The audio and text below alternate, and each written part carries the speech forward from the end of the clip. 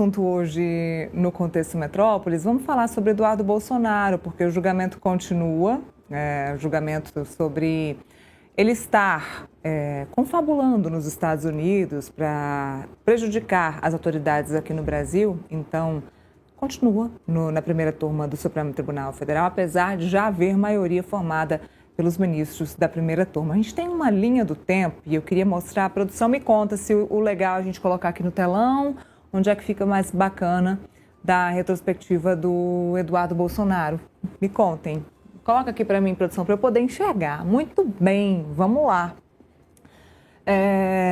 Temos aqui a retrospectiva do Eduardo para entender como é que foi, então, por que chegamos nesse julgamento por coação, por que chegamos nesse momento de julgamento de coação na trama golpista. Em 7 de julho, o ministro Alexandre de Moraes prorrogou por 60 dias o inquérito sobre Eduardo Bolsonaro nos Estados Unidos.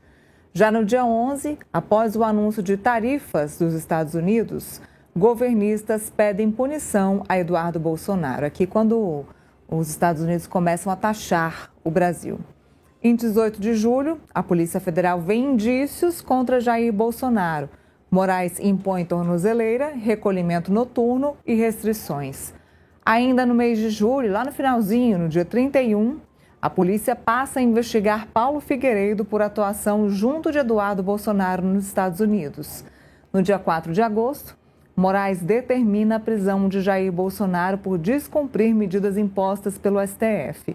No dia 14, Silas Malafaia entra no inquérito sobre obstrução envolvendo Jair, Eduardo e Paulo Figueiredo.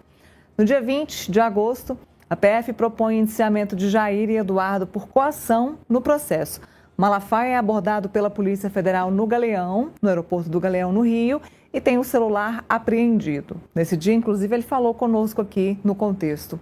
No dia 22 de setembro, a Procuradoria-Geral da República denuncia Eduardo Bolsonaro e Paulo Figueiredo por coação e articulação com as autoridades norte-americanas.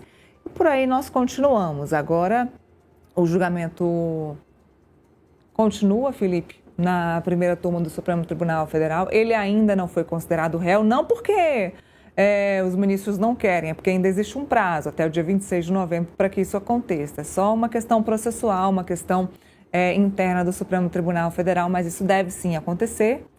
O julgamento não deve acontecer ainda esse ano, só porque a trama do golpe precisa ser resolvida primeiro. Prioridades. Então, vamos priorizar a trama do golpe, depois a gente resolve o Eduardo. Acho que também nesse bolo, o Supremo Tribunal Federal precisa eliminar alguns nomes das eleições de 2026. Então, é muito fácil eliminar Jair Bolsonaro, Eduardo Bolsonaro. Vamos eliminar alguns nomes. Primeiro a gente resolve a trama, depois a gente resolve Eduardo. Mas uma coisa de cada vez. Então, primeiro, a trama. A gente já contou isso aqui hoje. Faltam 3 núcleos, né? Falta o núcleo 3, núcleo 2 e o núcleo 5, que tem somente o Paulo Figueiredo. Depois a trama do golpe, que deve ser resolvida ainda este ano, passa, então, a ser avaliada a questão do Eduardo Bolsonaro. Está aí a linha do tempo contada para vocês. Vamos continuar acompanhando no Supremo, né? A partir de amanhã tem trama do golpe de novo, Felipe.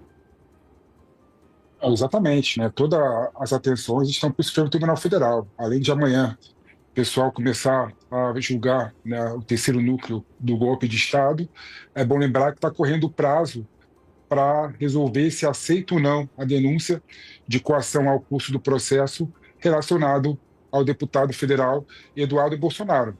E aí é uma questão que é interessante, né? A gente até colocou algumas possibilidades. Primeiro, nessa linha do tempo aqui que a gente mostrou, Neila, o inquérito se iniciou, né, para investigar o Eduardo Bolsonaro, né, na tal ida dele nos Estados Unidos para se colocar contra o que estava acontecendo no Brasil, né, e colocar as autoridades estrangeiras contra o Brasil e contra o Supremo Tribunal Federal.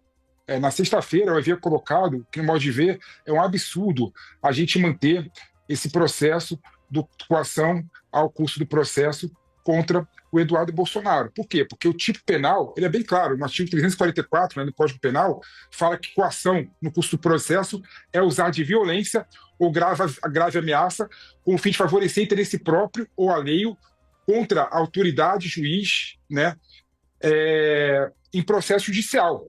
Ora, um deputado federal ir para fora do Brasil e falar em fóruns internacionais contra o que ele considera perseguição, não há nada de ilegítimo nisso, né? Esse expediente já foi feito inúmeras vezes, né, por aliado ao PT, seja quando o processo de impeachment aconteceu com a Dilma Rousseff, seja quando o Lula havia sido processado na Lava Jato, né? Então, é natural que um político, que pessoas vão para os Estados Unidos, vão para outros países falar de determinadas situações que eles consideram perseguição ou algo errado no seu país. E a democracia é isso, né? O governo poderia mobilizar o Itamaraty para ir até os fóruns adequados, né? Colocar posicionamento contrário ao Eduardo Bolsonaro, né? E outra, quem fez a sanção, né, foi o governo dos Estados Unidos, não foi o Eduardo Bolsonaro. Então, colocar o Eduardo Bolsonaro como partícipe, né, da canetada do governo americano em relação ao tarifaço no Brasil, em relação à sanção aos ministros do STF, no modo de ver, é dar um poder muito grande que eu acho que ele não tenha. Né, não tenha, né? E outro ponto, falar que o STF, né, com seus 11 ministros, 5 no caso da primeira turma, seria suscetível a mudar a decisão dele por conta disso, é diminuir o STF. Então, meu modo de ver, se o STF aceitar a denúncia contra Eduardo Bolsonaro e o Paulo Figueiredo sobre a coação no curso do processo, o STF vai estar se reduzindo e diminuindo de tamanho, porque não dá para a gente aceitar que o STF seja suscetível a mudar seu posicionamento e sofrer pressão porque um deputado federal está nos Estados Unidos falando mal institucionalmente do STF. O tribunal que protege a Constituição não pode ser um tribunal político, mas amanhã a agenda está cheia, amanhã a gente volta para falar do Supremo Tribunal Federal, tem julgamento do núcleo 3 da trama do golpe, amanhã tem agenda cheia também no Congresso Nacional. Cadê a produção?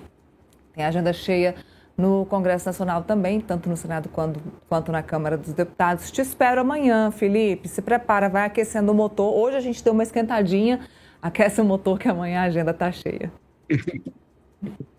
Amanhã vai ser um dia interessante, né? Voltar para o Congresso o projeto de lei antifacção e reiniciar o julgamento núcleo 3 do golpe de Estado. Amanhã promete, estamos juntos de novo. Então tá bom, até amanhã.